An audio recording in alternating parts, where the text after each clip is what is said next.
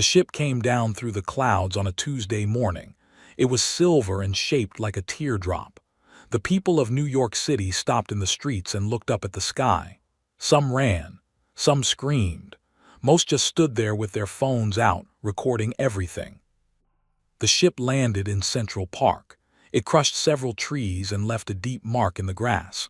For 3 hours, nothing happened. The military came. The police set up barriers. News helicopters flew in circles overhead.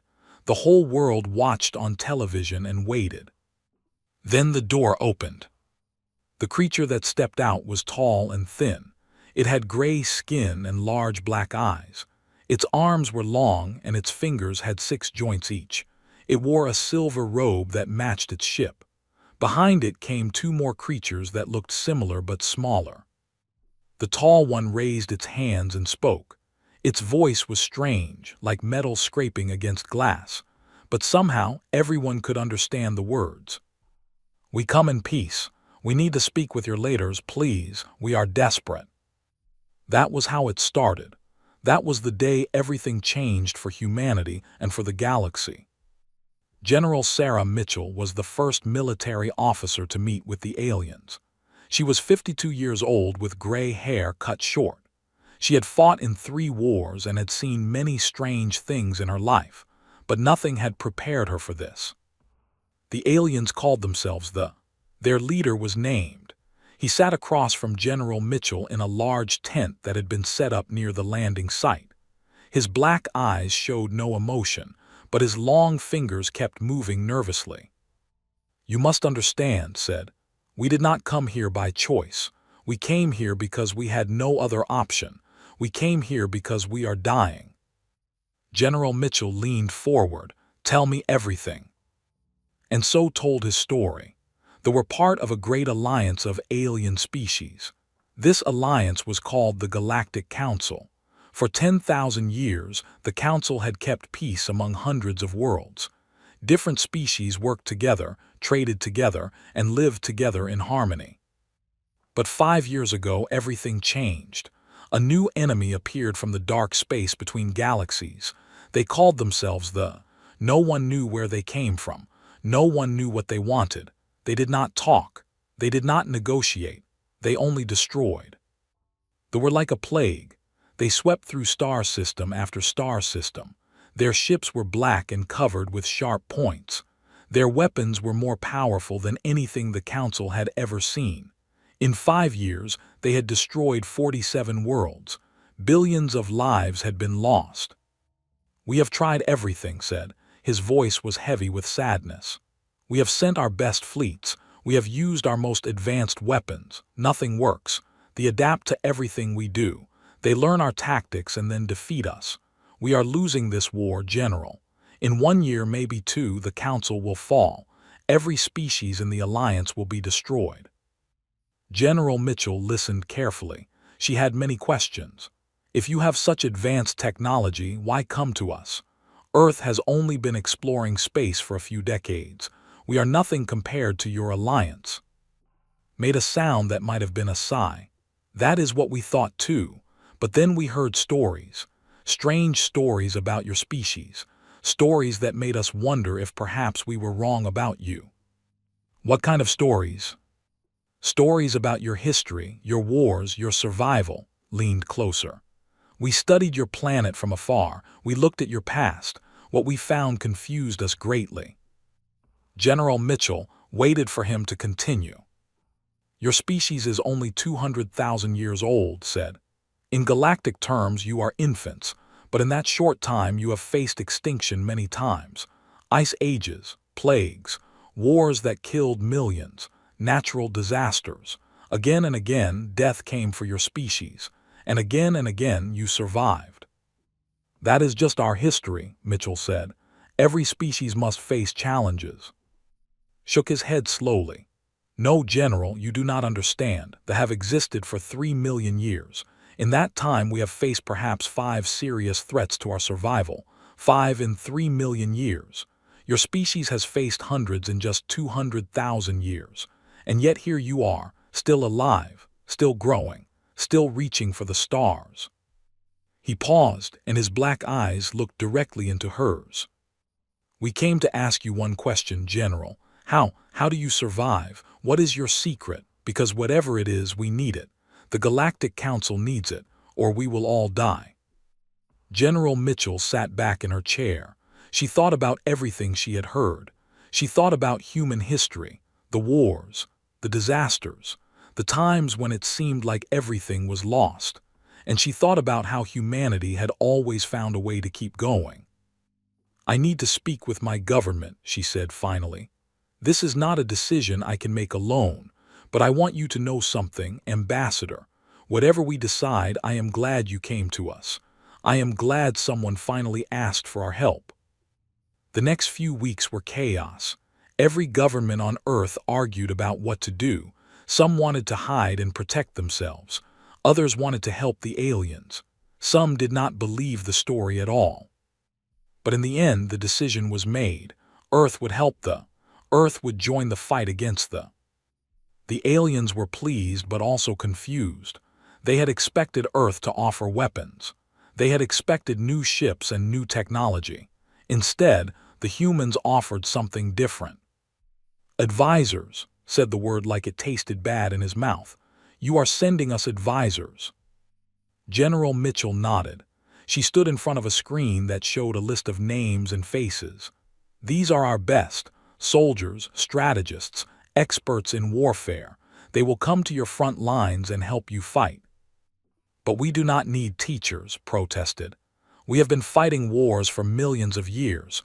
We need weapons, we need ships, we need firepower." "You said you tried all that," Mitchell replied calmly. "You said nothing worked. They adapt to everything you throw at them. So maybe it is time to try something new. Maybe it is time to learn how humans fight." Was not happy. Neither were the other members of the Galactic Council when they heard the news. They had hoped for a miracle weapon. Instead, they were getting a few hundred humans with no special technology at all. But they were desperate. They had no other choice, so they accepted the offer. The first group of human advisors left Earth 3 weeks later.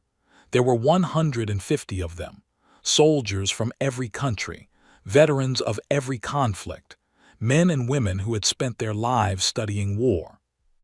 Leading them was Colonel James Drake. He was 45 years old with dark skin and eyes that had seen too much death. He had fought in mountains and deserts and jungles. He had been shot twice and stabbed once. He walked with a slight limp from an old injury that never healed right. When the transport ship left Earth's atmosphere, Drake looked out the window at the blue planet below. He wondered if he would ever see it again. Then he turned away and focused on the mission ahead. The journey to the front lines took 2 weeks. The human advisors traveled on a ship called the Bright Hope. It was a beautiful ship, all smooth curves and soft lights. Everything was clean and efficient. Everything worked perfectly. Drake noticed that the crew moved in very organized ways. They followed schedules exactly. They performed their duties the same way every time. There was no variation, no creativity, no surprises. He also noticed that they seemed afraid, not of the humans, but of the war they were flying toward. The fear showed in the way they moved, in the way they spoke to each other in quiet voices, in the way they avoided talking about what was waiting for them. One night, Drake sat in the ship's observation deck. He was looking at the stars when a young officer approached him. The officer's name was. He was small for his species and seemed curious about the humans. "May I ask you something, Colonel?" said. Drake nodded. "Go ahead." "Why did you come? You could have stayed safe on your planet. They do not know Earth exists. You could have hidden and survived. Why risk everything to help us?" Drake thought about the question for a long moment. Then he smiled slightly. "Let me tell you a story," he said. "A long time ago on Earth there was a great war, the biggest war in our history. Millions of people died. Cities were destroyed. It seemed like the whole world was burning." Listened with wide eyes. "In that war there was a time when one country stood alone against an enemy that had conquered everything else. Everyone said that country would fall. The enemy was too strong. There was no hope, but the leader of that country gave a speech. He said they would never give up. They would fight on the beaches. They would fight in the streets. They would never surrender.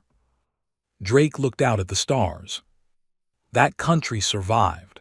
They won the war because they refused to accept that it was hopeless. They refused to give up even when giving up made sense. He turned to look at.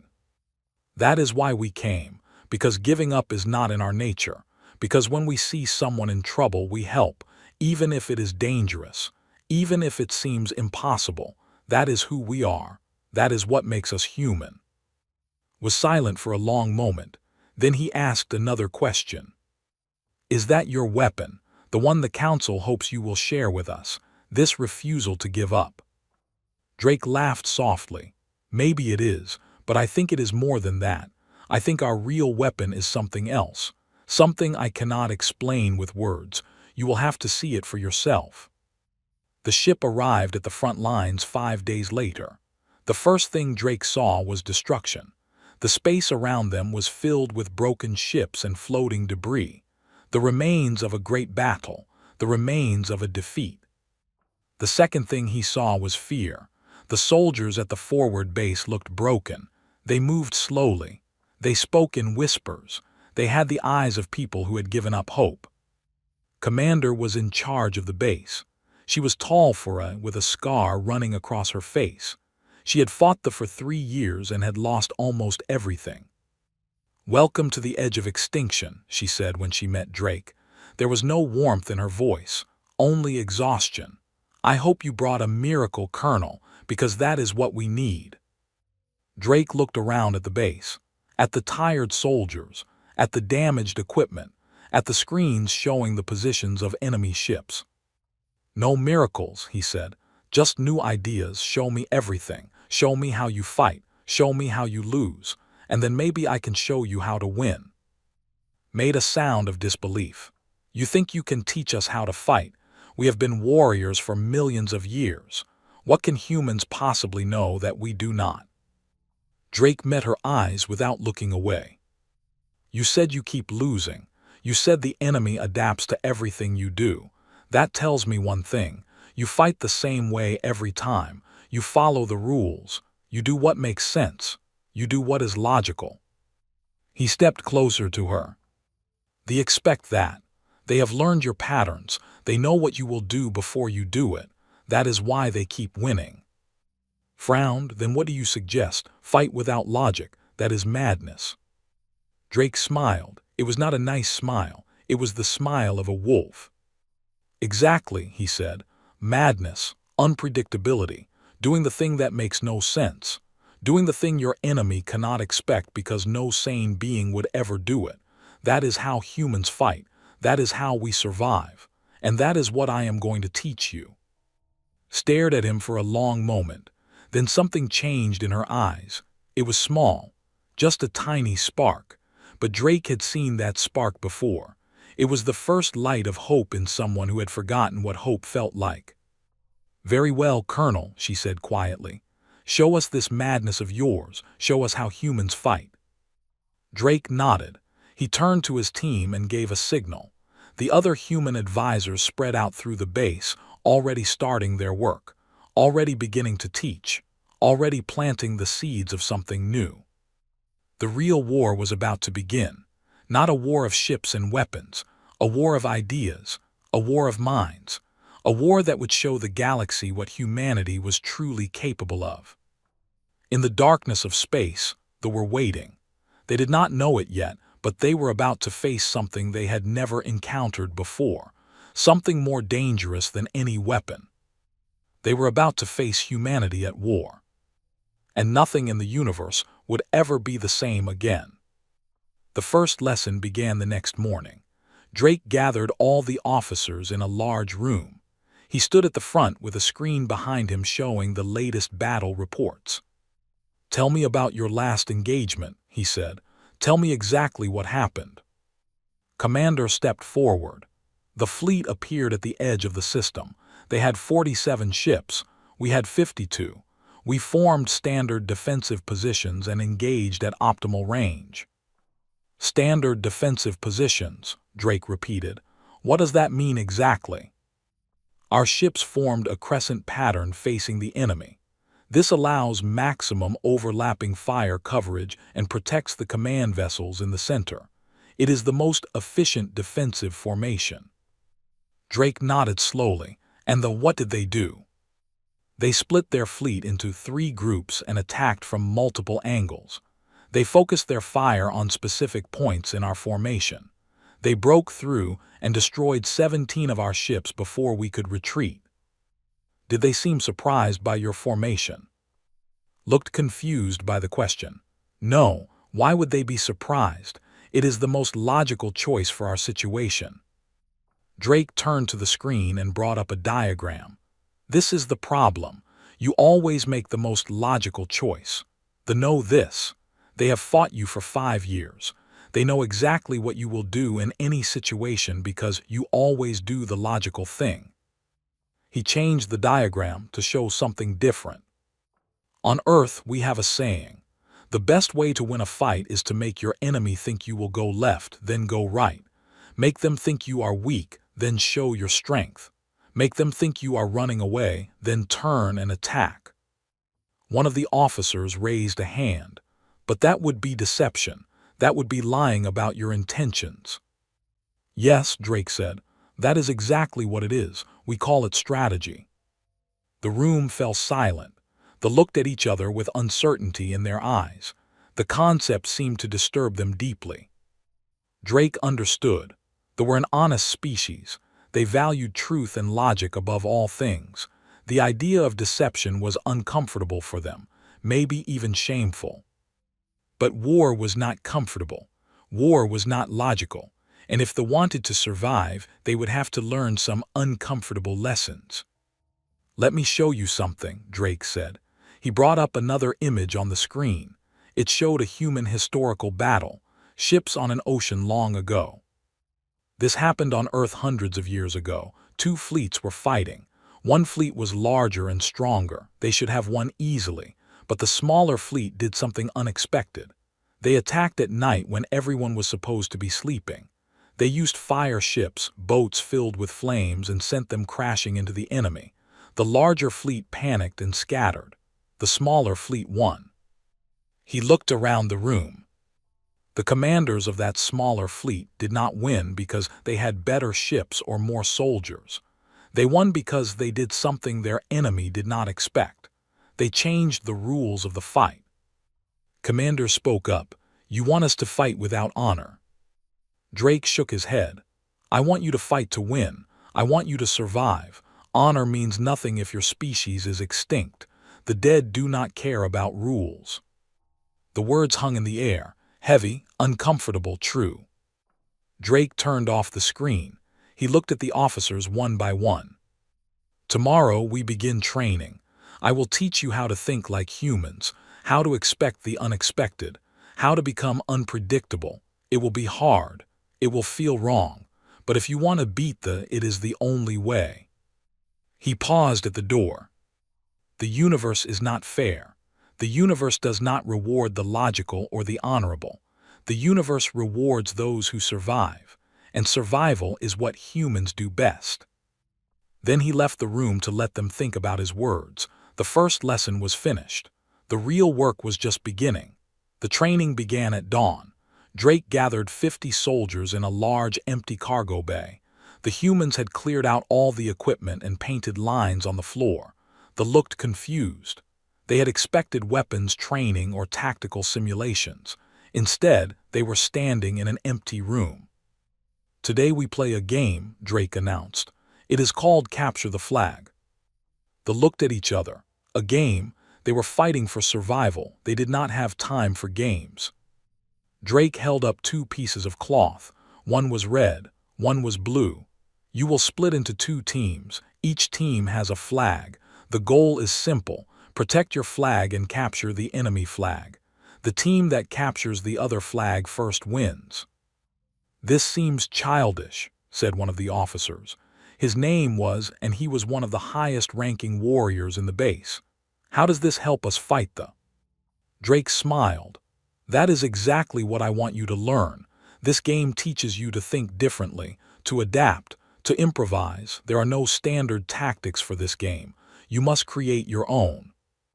He threw the flags to two, who stood on opposite sides of the room. Begin. What happened next was exactly what Drake expected. The formed neat lines. They moved forward in organized groups. They tried to protect their flag with half their forces while attacking with the other half. Everything was efficient. Everything was logical. And everything went wrong. The red team pushed forward with perfect discipline. The blue team met them in the middle. The two groups collided and struggled against each other. Neither side could gain an advantage. Meanwhile, both flags sat unguarded at the back of the room. After 20 minutes of fighting with no result, Drake called for a stop. "What did you learn?" he asked. Stepped forward. He was breathing hard from the exercise. The game has no clear solution. Both teams are equal in strength. Neither can win without losing their own flag. "Wrong," Drake said. "Both teams can win. You are just not thinking correctly." He walked to the center of the room. You formed two lines and pushed against each other. You matched strength against strength. That is what you always do. That is what they expect you to do. But what if you did something different? He turned to face the blue team. What if, instead of fighting directly, you sent one small group around the side while the rest pretended to attack? What if you made the enemy think you were weak in one area, then struck somewhere else? What if you sacrificed some of your defenders to create a distraction while others grabbed the flag? They looked confused and troubled. "That would be deceptive," said slowly. "Yes, and it would work." They played the game again. This time Drake gave each team a human advisor. The advisors did not give orders. They only made suggestions, small ideas that changed everything.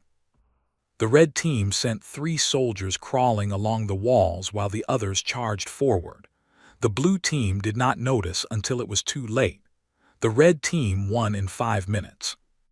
The blue team learned from their defeat. The next round, they kept some soldiers hidden in the back, waiting to ambush anyone who tried to sneak through. They set a trap and caught the red team's runners. Round after round, they learned. They started to think differently. They started to expect tricks and began creating their own. By the end of the day, the games had become complex battles of deception and surprise. They were laughing and arguing and planning. The fear in their eyes had been replaced by something else. Commander watched from the doorway. She had not participated in the training. She had just observed. Now she approached Drake with a strange expression on her face. "I have never seen my soldiers like this," she said quietly. "They are enjoying themselves. In the middle of a war, they are having fun." Drake nodded. "That is important too. A soldier who enjoys fighting is a soldier who fights well. Fear makes you hesitate. Joy makes you bold." Was silent for a moment. Then she asked, "Do you really think this will work? These tricks and deceptions, they are not playing games, they are killing us." "The principles are the same," Drake said. "Today we played with flags. Tomorrow we play with ships. They expect you to fight logically. When you stop being logical, they will not know what to do." "You sound very certain." Drake looked at her directly.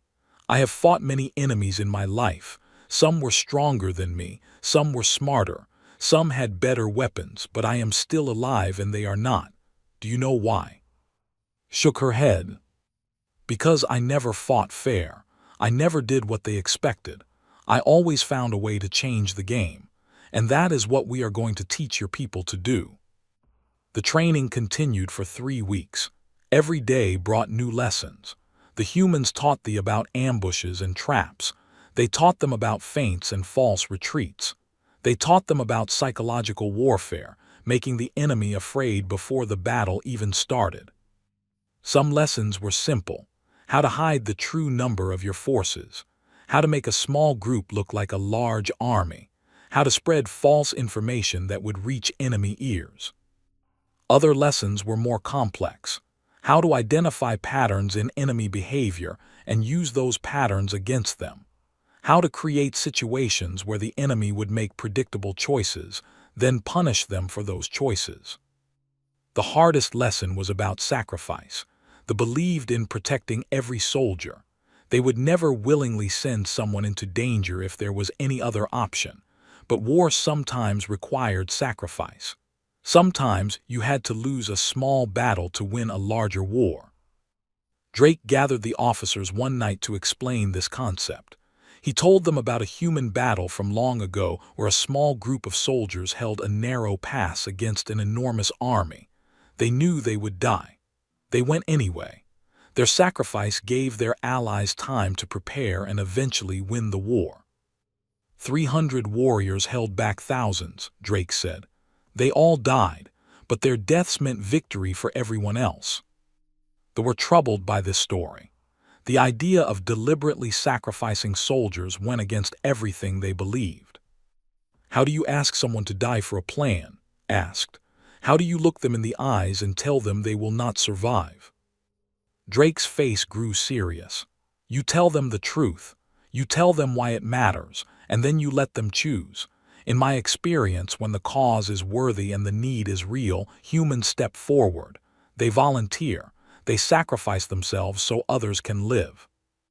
Do all humans think this way? No, not all, but enough. Enough that when the moment comes, someone is always willing to stand in the fire so others can escape. Was quiet for a long moment, then he spoke slowly. Among my people we call such willingness the death wish. It is considered a sickness, a failure of logical thinking. We try to cure it. Among my people, Drake replied, we call it courage. We build statues to honor it. The training changed Drake could see it in the way they moved. They stood. They spoke louder. The despair that had covered them like a heavy blanket was lifting. Hope was returning. But hope was not enough. They needed a victory.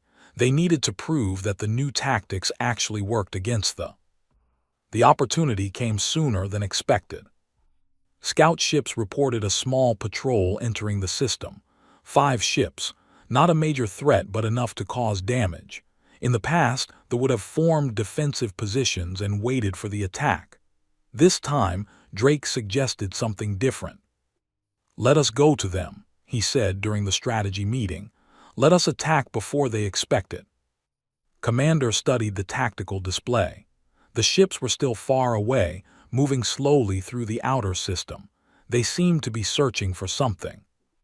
Attack them. We do not know their full strength. There could be more ships hiding nearby. There could be, Drake agreed. Or there could not be. They have never seen you attack first. They expect you to run and hide. What will they think when you charge toward them? One of the captains spoke up, a young officer named. They will think we have gone crazy. Exactly, Drake said with a grin, and crazy is hard to predict. The plan was simple but unconventional. 3 ships would fly directly toward the patrol. They would look like they were attacking recklessly, without support. They would naturally move to destroy them. But hidden behind a small moon, 5 more ships would be waiting. When they committed to the attack, the hidden ships would emerge and catch them from behind. It is a trap, said slowly. We are setting a trap for them. A basic one, Drake admitted. But they have never seen you use traps before. They will not expect it. Made her decision. We do this. Captain, you will lead the forward group. Make them believe you are panicking. Make them believe you are making a mistake. Then lead them into the trap. Nodded, there was no fear in his eyes, only determination. I understand, Commander, we will not fail. The battle happened 2 days later. Drake watched from the command center as the ships moved into position. His heart was beating fast. Everything he had taught them was about to be tested. 3 ships flew toward the patrol. They moved quickly, almost recklessly. No formation, no organization, just 3 ships rushing toward the enemy. They responded exactly as predicted. Their 5 ships turned and accelerated. They saw weak prey running toward them. They saw an easy kill. They are taking the bait, said. Her voice was tight with tension. All 5 ships are pursuing. Drake watched the display. They were fast. They were closing the distance quickly. Ships turned and began to retreat, still looking panicked and disorganized. Steady, Drake said quietly. Keep them coming. They followed. They were completely focused on the fleeing ships. They did not see the 5 vessels emerge from behind the moon. They did not see them until it was too late. The ambush was devastating. The hidden ships fired at point-blank range into the rear of the formation. 2 enemy ships exploded instantly. A third was crippled and drifted helplessly. The remaining 2 tried to turn and fight, but now they were surrounded. Ships had stopped retreating and were attacking from the front. In 3 minutes it was over. All 5 ships were destroyed. They had lost nothing. The command center erupted in cheers. Officers were hugging each other and shouting. Some were crying. They had won. For the first time in years, they had won a battle against the commander. Stood very still. She stared at the display showing the debris of the enemy ships. Then she turned to Drake. They never saw it coming, she said softly. They flew right into the trap. That is how it works, Drake replied. Make them see what you want them to see. Make them think what you want them to think. Control their expectations and you control the battle. Nodded slowly. Something had changed in her eyes. The last traces of doubt were gone. She believed now. She understood. We need to do this again, she said. We need more victories. We need to show the Council that humans really do have something to teach us. That was always the plan, Drake said. One battle proves nothing. A pattern of victories changes everything. Over the next month, they won 7 more engagements. Each one was different. Each one used new tactics. They were confused.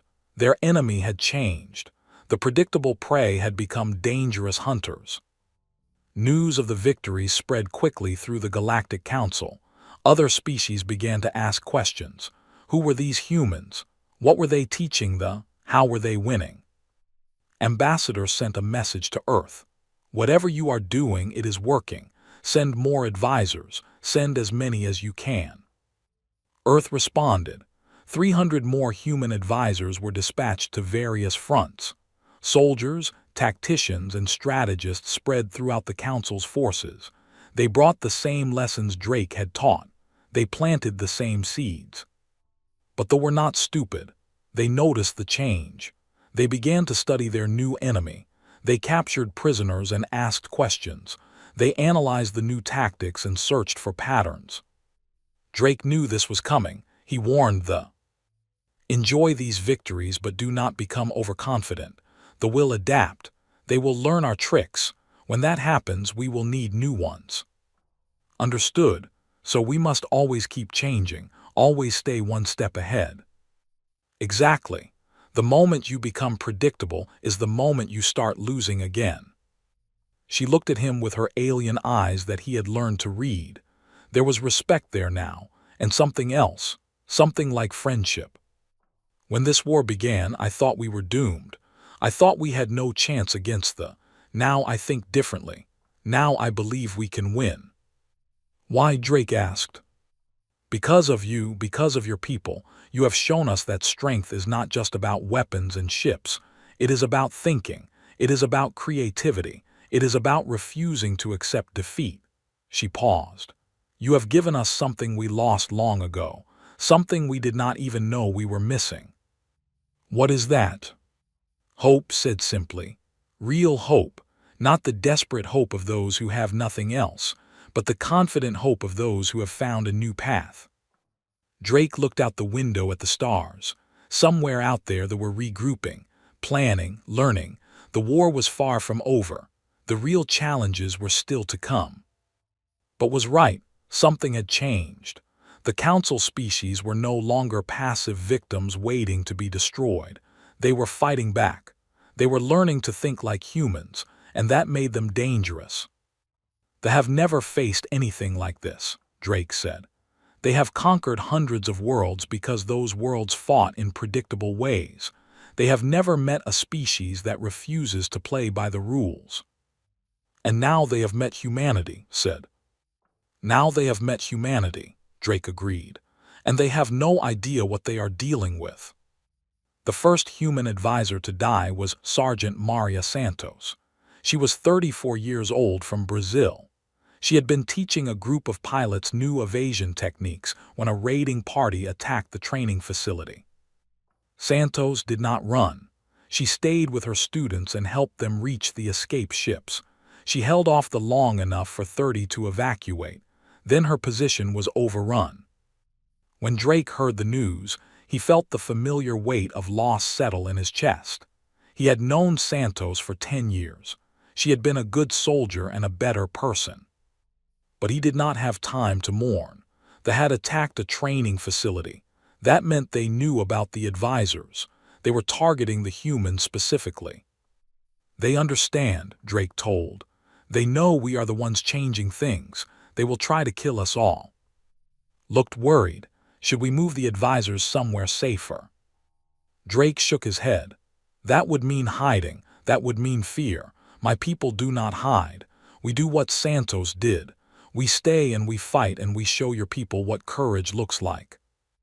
They held a ceremony for Santos. It was the first time they had honored a human in one of their sacred rituals. They spoke of her bravery. They spoke of her sacrifice. They added her name to their list of honored dead. Drake stood at the ceremony and watched them pay their respects. He thought about what Santos had done. She had died protecting people she barely knew, aliens from another world. She had given her life for them without hesitation. That was the human weapon, he realized, not tactics or strategies. Those were just tools. The real weapon was the human spirit, the willingness to sacrifice, the refusal to abandon others, the stubborn determination to keep fighting no matter what. They could not understand that. They conquered through fear and power. They had never met a species that was not afraid to die. Drake made a silent promise to Santos and to all the humans who would fall in this war. Their deaths would matter. Their sacrifices would be remembered. And in the end, their spirit would be the thing that destroyed the enemy. The war had truly begun. The easy victories were over. The real test was coming. And humanity was ready to show the galaxy what it meant to never give up. The counterattack came 3 months after the first human victories. It was larger than anything the Galactic Council had seen before. 2,000 ships emerged from dark space and swept through 3 systems in a single day. The devastation was terrible. Colonies that had stood for centuries were burned to ash. Billions of lives were lost. The hope that had been growing among the Council species turned to fresh terror. Drake received the news on the command ship Eternal Light. He stood in the tactical center, surrounded by officers who looked just as shocked as he felt. The display showed the enemy advance as a wave of red dots sweeping across the map. "They are sending everything," Commander said. Her voice was hollow. "This is not a raid. This is an invasion. They mean to end the war now." Drake studied the patterns of the attack. They were moving differently than before. Their formations were strange, unpredictable. They were not following their usual tactics. "They learned," he said quietly. "They watched what we did and they learned from it." "What do you mean?" "Look at their movements." Drake pointed to the display. "No patterns, no standard formations. They are doing what we taught you to do. They are being unpredictable." The room fell silent. They understood what this meant. The advantage they had gained was gone. They had adapted to human tactics and were now using similar methods against them. "Then we have failed," one officer said. "They have beaten us again." "No," Drake's voice was sharp. "We have not failed. They have learned to copy our tricks. That does not mean they have learned to think like us." "What is the difference?" Drake turned to face the room. His eyes were hard but not hopeless. "Anyone can learn to set a trap. Anyone can learn to use deception. But there is something else, something deeper, something they cannot copy because they do not understand it." He paused, gathering his thoughts. "You asked me once what humanity's real weapon is. I told you that you would have to see it for yourself. Now is the time. Watch what happens next and you will understand. The human advisors were scattered across the war front when they attacked. Some were with fleets. Some were at ground bases. Some were on worlds that fell within hours. The reports that came back told the same story. When they came, the humans did not run. They stayed and fought. They organized defenses. They held positions that should have been impossible to hold. They bought time for others to escape. Lieutenant Jake held a communication station on Prime for 11 hours. His team of 8 humans and 40 fought wave after wave of soldiers. They were outnumbered 20 to 1. They should have died in the first hour. But did not think about odds. He thought about the refugees fleeing the city behind him. 50,000 civilians trying to reach the evacuation ships. He told his team that they would hold until the last ship left. Then they would hold longer. When the rescue ships finally arrived, and 3 of his humans were still alive, they had held the station for 11 hours. 40,000 refugees had escaped because of them. On the colony world of, Captain Sarah organized a guerrilla resistance that lasted for 3 weeks. They controlled the cities but owned the wilderness. She struck at night. She destroyed supply lines. She freed prisoners. She made the enemy afraid to leave their bases. They sent 10,000 soldiers to find her. She had only 200 fighters, humans and together.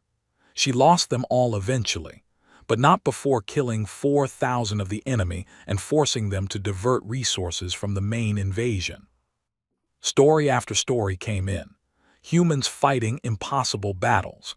Humans refusing to surrender even when surrender was the logical choice. Humans inspiring the aliens around them to do the same. Commander read these reports with growing amazement. She came to Drake one night with confusion in her eyes. "I do not understand," she said. "Your people are dying. These battles they fight they cannot win. They must know this. Why do they keep fighting?" Drake was sitting alone, looking at a list of names.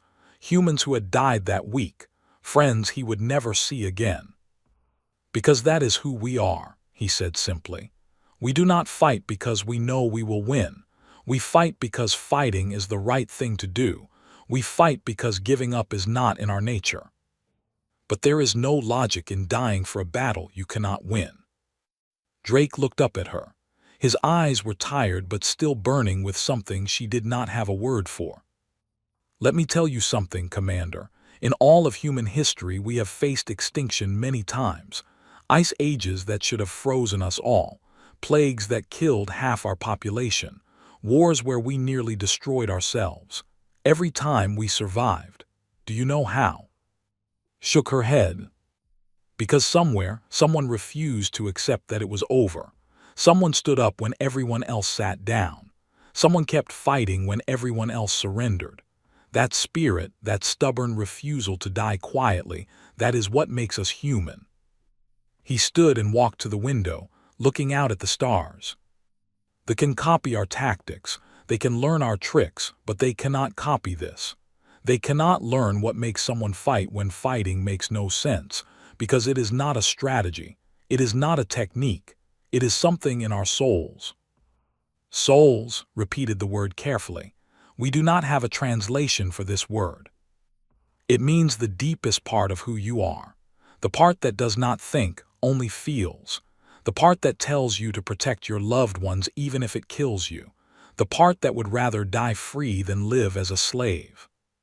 Drake turned back to face her. "They have conquered 1,000 species by being stronger and smarter.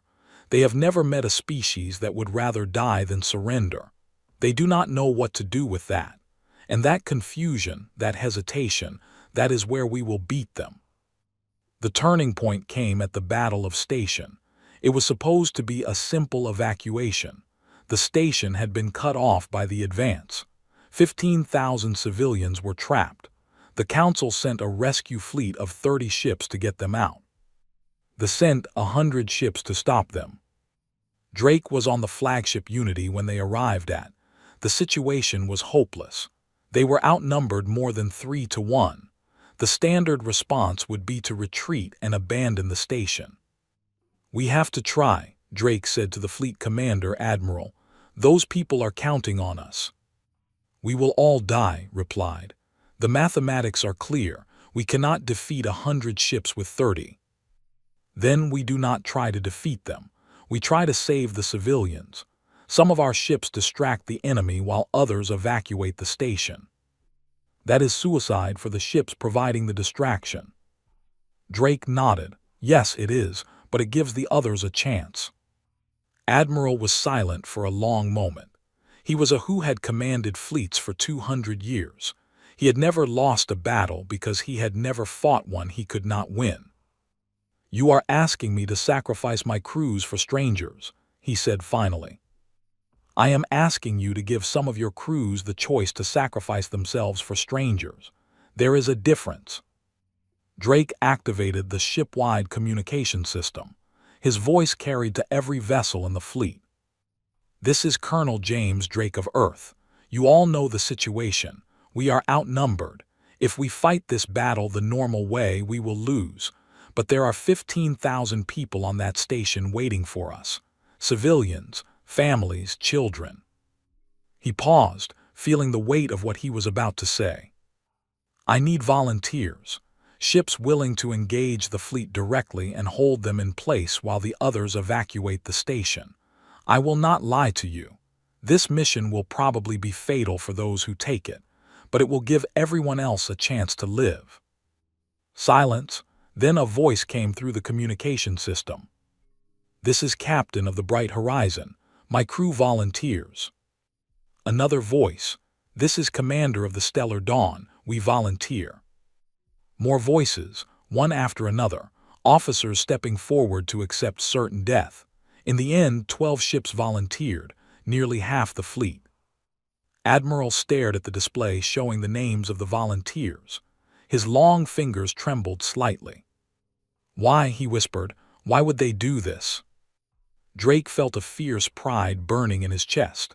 "Because you taught them well, Admiral. Because they learned that some things are worth dying for." The battle began an hour later. The 12 volunteer ships charged directly at the fleet. They flew in wild patterns, impossible to predict. They fired at random targets, spreading chaos rather than trying to achieve tactical objectives. They were confused. This attack made no sense. Why would a small group charge a larger force with no hope of victory? They suspected a trap. They hesitated. That hesitation was all the other ships needed. While they focused on the attacking vessels, 18 ships raced toward station. They began loading civilians as fast as they could. Captain led the charge. His ship was small and fast. He flew directly at the largest vessel, a command ship nearly 10 times his size. His weapons were doing no real damage. That was not the point. The point was to keep their attention. The point was to make them focus on him instead of the evacuation. His ship was hit 17 times in the first 5 minutes. Systems failed one after another. Half his crew was dead. He kept flying. Drake's voice came through the communication system.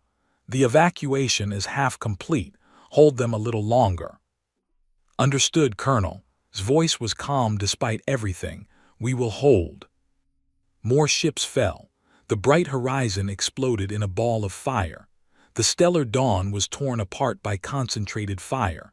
One by one, the volunteer ships were destroyed. But they did their job. They held long enough. The last transport left station with the final group of civilians just as the 8th volunteer ship was destroyed. The remaining 4 ships immediately retreated at maximum speed.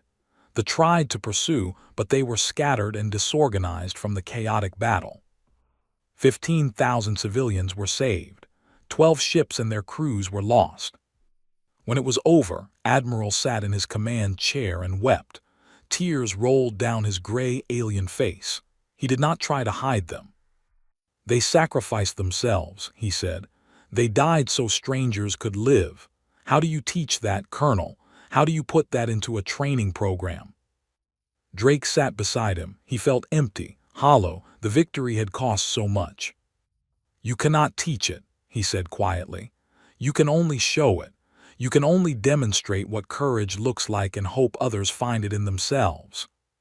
They will not understand this. They will think we were foolish to sacrifice trained crews for common civilians. Yes, they will think that, and that is exactly why they will lose in the end. Looked at him. You really believe that, after today, after all the death? Drake thought about Captain flying directly at a ship that could destroy him instantly. He thought about Commander ordering his crew to hold the line when escape was still possible. He thought about all the humans and who had chosen to die so others could live. I believe it more than ever, he said, because today I saw something that we'll never see. I saw courage that made no logical sense. I saw sacrifice that served no strategic purpose. I saw people choosing to be heroes because it was the right thing to do, not because it would help them win. He stood and looked out at the stars, where the debris of 12 ships still floated. The fight to conquer, we fight to protect.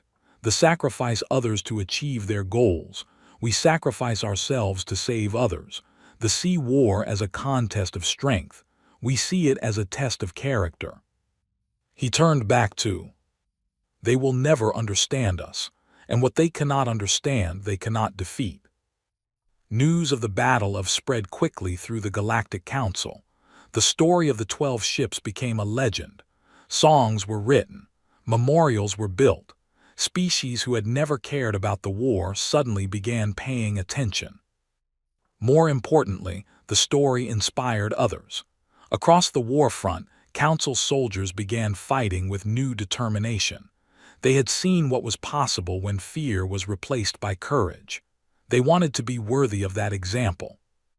They noticed the change. Their advance slowed. Their easy victories became harder. The enemy they had been conquering for 5 years was suddenly fighting back with fierce determination. Drake received a message from Ambassador. The Council wants to know your secret. How did you turn a defeat into an inspiration? How did you make our people willing to die for each other? Drake thought about the question for a long time before answering. There is no secret, he wrote back. Only a truth that all species eventually learn. The strongest weapon in any war is not technology or tactics. It is the willingness to fight for something greater than yourself. That willingness cannot be manufactured. It can only be inspired. And inspiration comes from example. Show people what courage looks like and they will find courage in themselves. He sent the message and returned to his work. The war was far from over. They were still strong. Many more would die before it was finished. But something had changed. The hopelessness that had gripped the Council was gone. In its place was determination, will, the fierce stubbornness that refused to accept defeat. Humanity had given the galaxy something more valuable than weapons or ships. They had given them something to believe in, something worth fighting for. And that, Drake knew, was the beginning of the end for the. They had started a war thinking they were fighting against weakness. Now they were learning the terrible truth. They were fighting against hope itself. And hope, in the hands of those willing to die for it, was unstoppable. 6 months after the battle Drake stood before the full Galactic Council. The chamber was enormous, designed to hold representatives from hundreds of species. Today it was packed with aliens of every shape and size, all staring at the lone human in the center of the room. Ambassador introduced him. This is Colonel James Drake of Earth. He has been leading our human advisors since they first arrived. The Council has asked him to present his assessment of the war. Drake looked around the chamber. He saw hope in some eyes, fear in others, doubt in many. These beings controlled the fate of countless worlds. They needed to understand what he was about to tell them. "They can be beaten," he began. His voice echoed through the vast space. "We have proven this. Every day our forces win battles that should have been impossible. Every day the enemy loses ground they thought was secure." Murmurs rippled through the chamber. Some of the representatives leaned forward with interest. "But winning battles is not enough. We need to win the war. And to do that we need to do something bold, something that we'll never expect. He activated a holographic display showing a star map. One point glowed bright red. This is Prime, the home world, the center of their empire, the source of their power. The chamber erupted in noise. Representatives shouted in a dozen languages. The idea of attacking the home world was insane, impossible, suicidal. Drake waited for the noise to die down. I know what you are thinking. The defenses around are the strongest in the galaxy. No fleet could survive long enough to reach the planet. Any attack would be a waste of resources we cannot afford to lose. He changed the display to show a smaller group of ships. That is why we will not send a fleet. We will send a single strike team. Small, fast, invisible, we will slip through their defenses and strike at the heart of their empire. More shouting, more chaos. One representative, a tall being with blue scales, stood and demanded attention. What possible damage could a small team do to an entire world? This is madness. Drake smiled. It was not a pleasant smile. We are not going to attack their world. We are going to attack their leader. They have a single ruler who controls everything, a being they call the Supreme Mind. Every order in their empire flows from this one individual. Kill the Supreme Mind and they will fall into chaos. Silence fell over the chamber. The idea was radical, dangerous, but it made a certain terrible sense. How do you know this will work? Another representative asked. What if they simply choose a new leader? They cannot, Drake replied. We have studied them for months. Their entire society is built around the Supreme Mind. They do not know how to function without direct orders from their leader. When the Supreme Mind dies, they will not know what to do. They will hesitate. They will argue. They will fall apart. Admiral spoke from his seat in the section. And who would lead this mission? Who would volunteer for a journey that has almost no chance of survival? Drake met his eyes. I will lead it, along with volunteers from every species in the council. This will not be a human mission. It will be a council mission. We will show that all of us stand together. The debate lasted for 3 days. Many opposed the plan. They called it desperate, foolish, a waste of good soldiers. But in the end, the council approved it. They had no better options. The war was slowly being lost despite all the victories. Something dramatic was needed to change the course of history. Drake began selecting his team. He wanted the best fighters from every species. He wanted individuals who were willing to die for the mission but clever enough to survive if possible. The final team had 24 members, 8 humans, 4 warriors with their stone-like skin, 3 engineers who could build weapons from scrap, 2 assassins who could move through shadows unseen, and 1 philosopher who had studied the mind for decades. They gathered on a ship called the Final Hope. Drake stood before them and told them the truth. Most of us will probably die on this mission. The odds of success are small. The odds of survival are smaller. I will not pretend otherwise. He looked at each face in turn. But if we succeed, we will end this war. We will save trillions of lives. We will be remembered forever as the ones who struck the blow that shattered the enemy. One of the warriors, a massive creature named Crag, spoke in his deep, rumbling voice. What is death compared to such glory? We go with open eyes and willing hearts. The others murmured agreement. Drake felt a surge of pride. These beings had learned well. They had found the human spirit within themselves. The journey took 4 weeks. They traveled through back routes and hidden paths. They avoided patrols. They moved like ghosts through enemy territory. During the journey, Drake spent time with each member of the team. He learned their stories. He understood their reasons for volunteering. Each one had lost something to the family, friends, entire worlds. Commander had insisted on joining the mission. Drake had argued against it, but she would not be. You taught me what courage means, she told him. Now I will show you that I learned the lesson. I will not send others to die while I stay safe on a command ship. Her second in command, cousin, was also part of the team. He wanted to honor his relative's sacrifice by finishing what he started. The human team members were all volunteers from the advisor program. Each one had survived impossible battles. Each one had proven their worth many times over. Maria was there, though everyone had thought she died on. She had survived somehow and spent months recovering from her wounds. When she heard about the mission, she demanded to be included. "I have unfinished business with she said simply. Drake did not argue. They reached the system and immediately faced their first challenge. The defenses were even stronger than they expected. Thousands of ships patrolled every approach.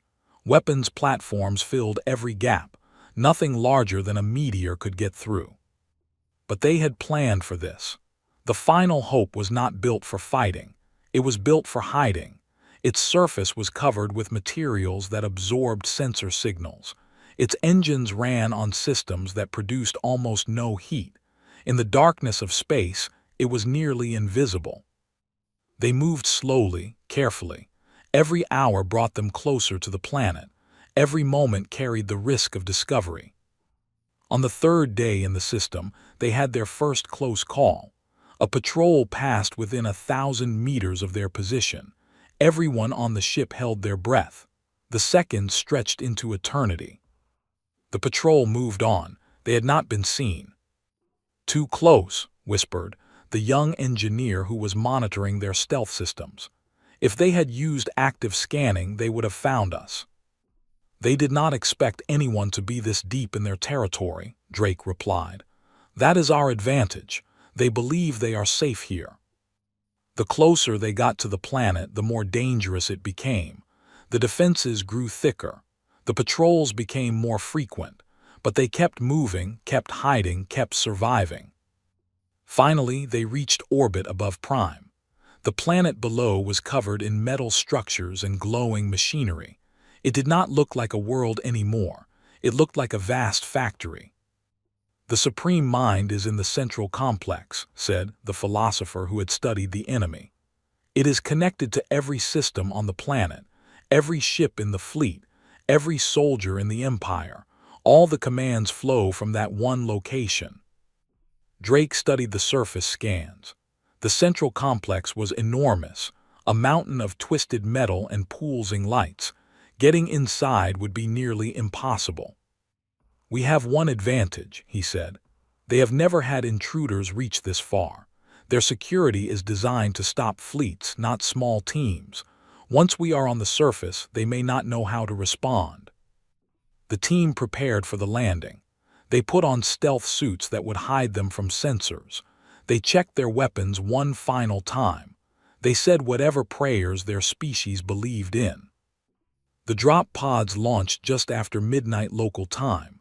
12 small capsules fell through the atmosphere toward the enemy planet. Half were decoys designed to draw attention. The other half carried the strike team. Drake felt the heat and pressure as his pod screamed through the air. Through a small window, he could see the alien world rushing up to meet him. In a few minutes, he would either be on the surface or dead. The pod hit the ground hard. Drake was thrown against his restraints, but the suit absorbed most of the impact. He opened the hatch and climbed out into a nightmare landscape of metal and smoke. The others were landing nearby. He counted heads as they gathered. 22 out of 24. 2 pods had been hit during descent. 2 more team members lost before the mission truly began. There was no time to mourn. They had work to do. The journey to the central complex took 6 hours. They moved through tunnels and maintenance shafts, avoiding the soldiers who marched everywhere in perfect formation. The philosopher guided them, reading the alien signs and understanding the enemy patterns. They encountered guards twice. Both times the assassins handled the problem before anyone could sound an alarm. The soldiers died silently, never knowing what killed them. As they got closer to the complex, the defenses grew stronger. Sensors covered every surface. Guard posts appeared at every junction. The team moved slower and slower, finding narrower and narrower paths through the security. "There," whispered, pointing to a massive door that pulsed with strange light. "Beyond that is the chamber of the Supreme Mind." Drake looked at the door. It was sealed with locks that seemed to have no visible mechanism. Around it stood 20 soldiers in heavy armor. "Ideas?" he asked. Stepped forward. Distraction. Half of us draw the guards away, the other half breaks through the door. "Can we break through that door?" The engineers examined it from a distance. "We can try, no guarantees." "Then that is what we do. Take half the team and create chaos. Make as much noise as possible. Draw every guard in the area to your position." Nodded. "What about our escape?" Drake met her eyes. "There may not be an escape, you know that." "Yes, I know." She gathered her group and moved into position. Drake watched her go, knowing he might never see her again. The distraction began with an explosion that shook the walls. Then came weapons fire and screaming. The guards at the door reacted exactly as hoped. Most of them ran toward the noise. Only 5 stayed behind. Drake and his team attacked. The battle was brief and brutal. The warrior Crag grabbed 2 guards and crushed them together. The humans took down the others with precise shots. In 30 seconds, the door was clear. The engineers went to work. They attached devices to the door and began making adjustments. The rest of the team formed a defensive perimeter, watching for reinforcements. "Hurry," Drake said. He could hear more fighting in the distance, and her team were still alive, but they could not last forever. "Almost there," one of the engineers replied. "The lock is complex but not unbreakable. Give us 2 more minutes." Those 2 minutes felt like hours. Guards began appearing from other directions. Drake and his team fought to hold them back. Bodies piled up in the corridor. The door opened. Beyond it was a vast chamber filled with lights and machines. In the center, suspended in a web of cables and wires, was the Supreme Mind. It was not what Drake expected. It was not a creature or a being. It was a brain. A massive organic brain the size of a house, floating in liquid and connected to everything. "Destroy it," Drake ordered, "now." They fired everything they had: explosives, energy weapons, physical projectiles. The brain shuddered and writhed. The cables sparked and burned. Alarms screamed throughout the complex. "It is dying," said. There was awe in his voice. "The Supreme Mind is dying. I can feel the command stopping, the connections breaking. The Empire is falling apart." Drake kept firing until his weapon was empty. The brain had stopped moving. The lights were going dark one by one. The Supreme Mind of the was dead. "Mission complete," he said into his communicator. "All teams retreat if possible. We did it." Static answered him. He did not know if anyone heard. He did not know if anyone was still alive to hear. The escape was chaos. The soldiers on were confused and directionless without the Supreme Mind to guide them. Some fought with fury. Others stood still, not knowing what to do. Some actually fought each other, different factions disagreeing on how to respond. Drake led his remaining team through the chaos. They fought their way back to the surface. They reached their emergency extraction point just as a council rescue ship arrived. It was not supposed to be there. The odds of rescue had been almost zero, but someone had sent help anyway. As the ship lifted off and escaped the planet, Drake looked down at the chaos below. The Empire was collapsing before his eyes. Ships were firing on each other. Communications were breaking down. The perfect unity that had made them unstoppable was shattering. "We did it," said. She was wounded and exhausted but smiling. "We actually did it." Drake nodded. They had lost 12 team members, was alive but badly injured. Crag had given his life holding a corridor so others could escape. Half the engineers were dead. But the Supreme Mind was gone. They would never recover. The war was not over. There would be more battles, more death, more sacrifice. But the outcome was no longer in doubt. The galaxy would survive. And everyone would remember who made it possible. Not just humans, not just the Council species. Everyone who had fought and died for something greater than themselves. The final hope had lived up to its name. Against all odds, hope had triumphed. Drake closed his eyes and allowed himself to rest for the first time in months. Tomorrow would bring new challenges, but for now, in this moment, they had won. The galaxy was safe.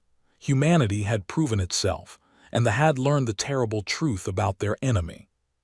Some weapons could not be defeated, some spirits could not be broken, some hope could not be killed. And when such things stood against you, no matter how strong you were, you would fall. The death of the Supreme Mind changed everything, but it did not end the war immediately. The Empire shattered into a dozen factions, each one led by a regional commander who wanted to become the new leader. They fought each other as much as they fought the Council, but they still had thousands of ships and millions of soldiers. The war continued. Drake spent 3 months recovering from the mission too. His wounds healed slowly. The doctors said he was lucky to be alive. He did not feel lucky. He felt the weight of every person who had died under his command. Commander recovered in the bed next to his. Her injuries were worse than his, but her will was stronger. She was walking before the doctors allowed it. She was planning the next campaign before she could hold a weapon. "They are retreating everywhere," she told Drake one afternoon. "Without the Supreme Mind, they cannot coordinate their fleets. Our forces are pushing them back system by system." "But they will not surrender," Drake said. He had studied the enemy long enough to know their nature. Even broken, they will fight. Pride will not let them accept defeat. "Then we must defeat them completely. We must show them that resistance is hopeless." Drake nodded. He knew what was coming. The final battle. The last confrontation that would decide the fate of the galaxy. It was approaching fast. The factions eventually stopped fighting each other. A new leader emerged from the chaos. He called himself the Successor, and he united the remaining forces under his command. He was not as powerful as the Supreme Mind, but he was determined to avenge the old leader's death. The Successor gathered every ship and soldier still loyal to the cause. He assembled an armada of 1,500 vessels at the edge of Council space. Then he sent a message. "Face us in battle. Bring everything you have. Let us end this war with one final fight. The winner takes everything. The loser is destroyed forever." The Council debated for days. Many wanted to refuse the challenge. They had the advantage now. Why risk everything on a single battle? Drake addressed the assembly. His body was still healing, but his voice was strong. "We have to accept, not because it is smart, but because it is right. The challenge is about honor. If we refuse, they will think we are cowards.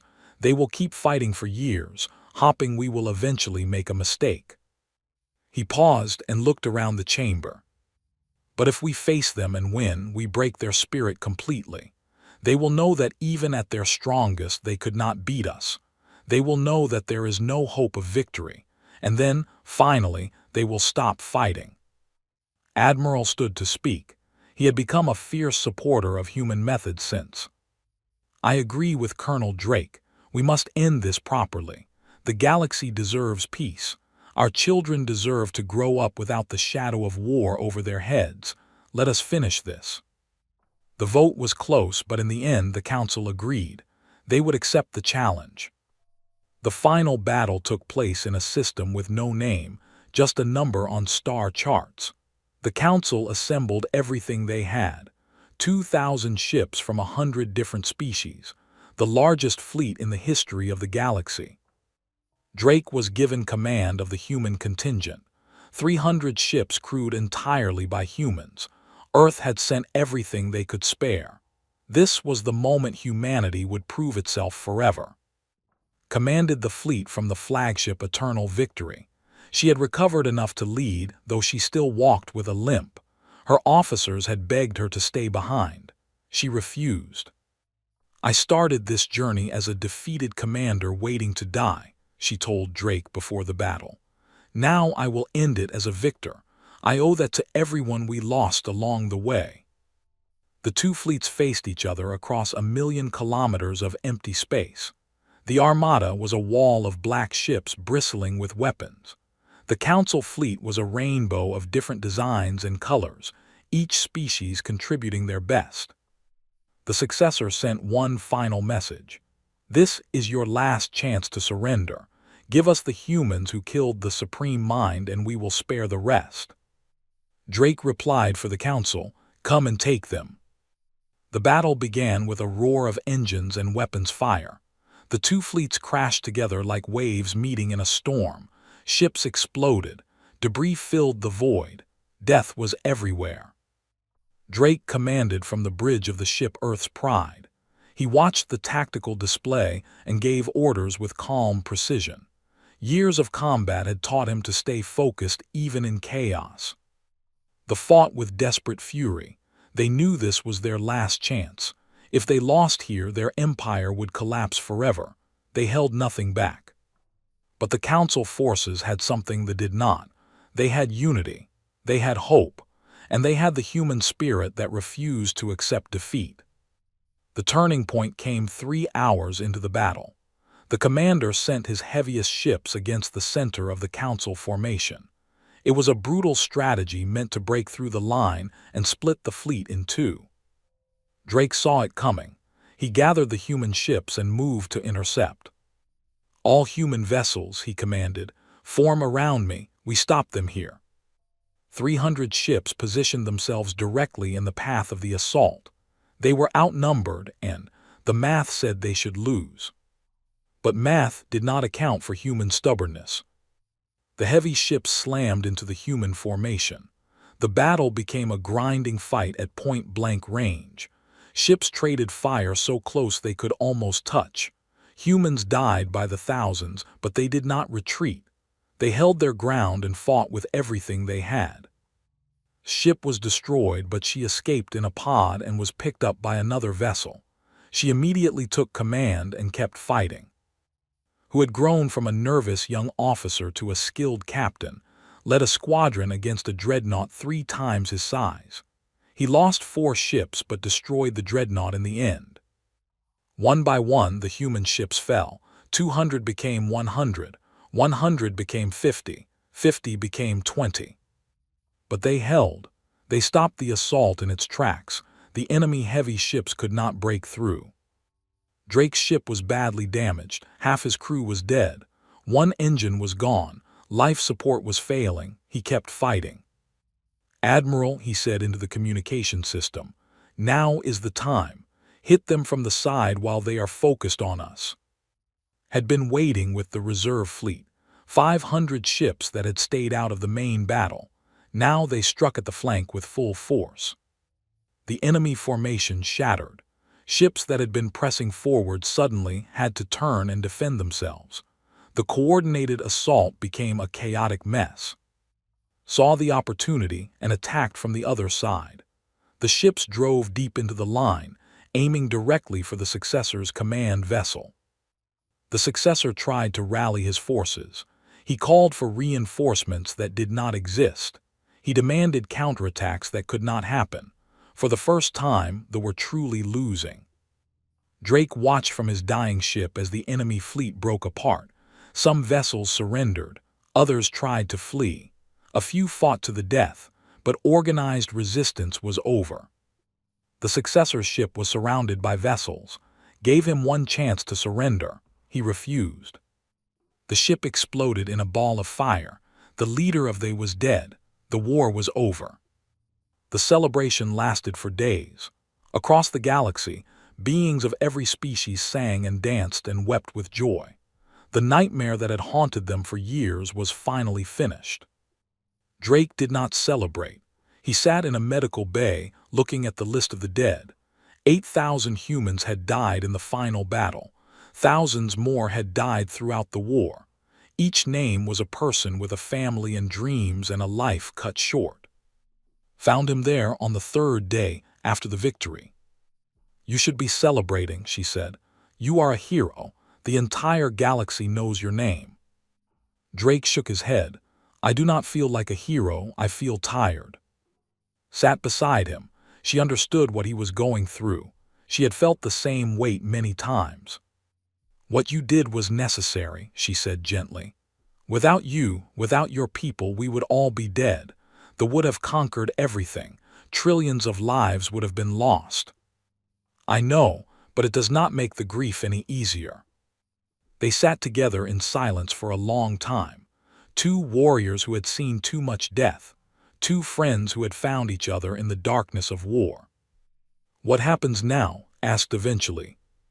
Drake thought about the question. "We rebuild, we heal, we try to create something good from all the suffering."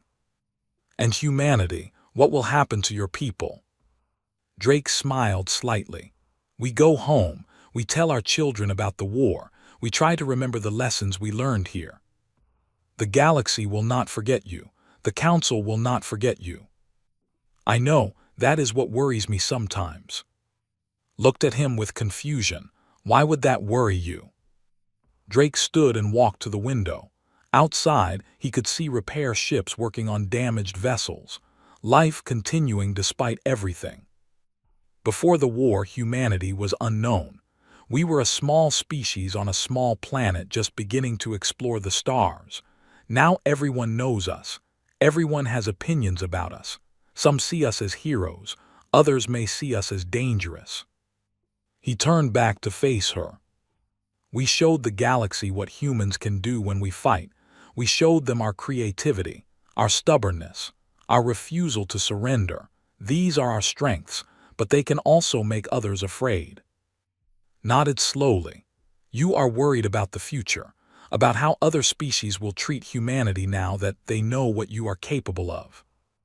"I am worried about everything. That is what soldiers do when the war ends. We worry about what comes next." The formal ceremony took place 1 month after the final battle.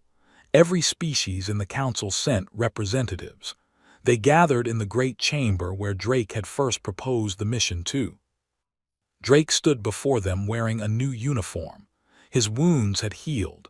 His hair had turned gray during the war, but his eyes were still sharp and bright. Ambassador spoke first. "We gathered here years ago to ask humanity for help. We were desperate. We were dying. We did not know if anyone could save us." He turned to face Drake. "We asked you what your secret was, how you survived when others fell. You did not answer us directly. You said we would have to see for ourselves. Now we have seen." The chamber was completely silent. Every being listened intently.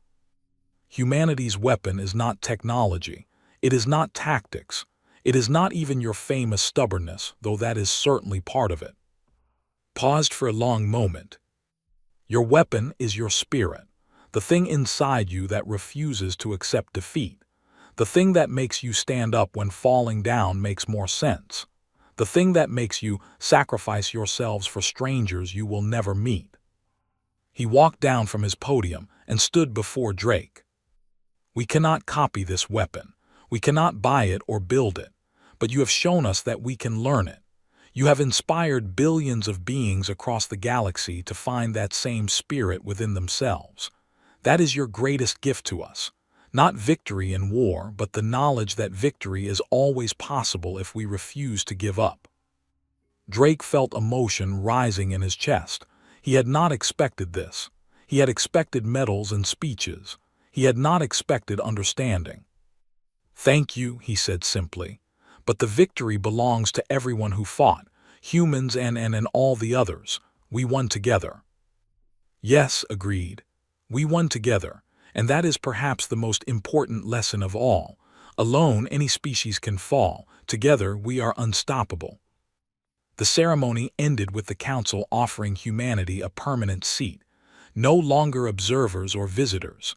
Full members with equal voice and vote. Earth accepted the honor with humble pride. Drake returned home 3 months later. He had spent years away from the planet of his birth. The blue oceans and green continents looked beautiful from orbit. He had forgotten how beautiful. A shuttle took him down to a landing pad in New York, not far from where the first ship had landed years ago. A crowd was waiting, thousands of people cheering and waving flags. He walked through the crowd slowly, shaking hands and accepting gratitude. He saw children looking at him with wonder in their eyes. He saw veterans who understood what he had been through. He saw a world that had been changed forever by its contact with the galaxy. At the edge of the crowd, he spotted someone familiar, an old woman in a wheelchair, attended by a young nurse, his mother. She was 83 years old and had watched every report from the war with fear and hope. Drake walked to her and knelt beside the wheelchair. No words were necessary. She simply reached out and touched his face, feeling the new lines and scars that war had left there. "You came back," she whispered. "I promised I would," he replied. They stayed like that for a long moment while the crowd celebrated around them. A soldier who had saved the galaxy, a mother who had never stopped believing. Later that night, Drake stood alone on a balcony overlooking the city. The lights of New York sparkled below him. Somewhere up there, beyond the clouds and the atmosphere, the galaxy was continuing. They were rebuilding. The other species were returning to their lives. The war was becoming history. He thought about everything that had happened. The battles, the deaths, the victories, the friendships formed with beings he had never imagined meeting, the lessons he had learned about courage and sacrifice and hope. Humanity had been tested and proven worthy. They had shown the galaxy what it meant to be human, and in doing so, they had discovered something about themselves. The universe was vast and full of dangers. There would be other threats, other challenges, other moments when everything seemed lost. But now humanity knew they could face anything, not because they were stronger or smarter than everyone else, but because they carried within them a fire that could not be extinguished, a determination that could not be broken, a hope that could survive any darkness. That was humanity's true weapon.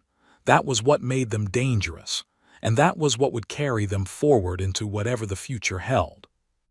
Drake smiled and looked up at the stars.